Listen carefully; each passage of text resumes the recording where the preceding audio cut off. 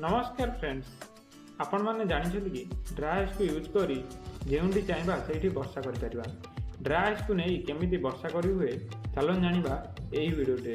जणे अमेरिका रासायनिक वैज्ञानिक डॉक्टर वेरिएंट साफर पाणीपाग वैज्ञानिक थिले जे ड्राई आइस को नै केमिति वर्षा हुए ताहा एक्सपेरिमेंट करथिले।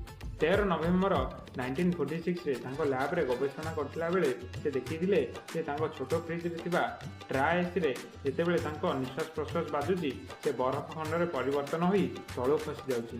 पर से गोटे एरोप्लेन धरी गोटे पहाड़ उपरु जाई पहाड़ उपरे ड्राई आइस रो किछि स्प्रे करथिले। पर देखिथिले जे सेही अंचल रे वर्षा हेबाकू लागितला। सेठू सृष्टि होइतिला क्लाउड सीडिंग। जदि एही वीडियोटी देखिबा पई आपनकू किछि शिखिया पई मिली थाए तेबे चैनल को सब्सक्राइब करी बेल आइकन टाकू दबाई दियंतु आउ कमेंट करबाकू भूलबे नाही।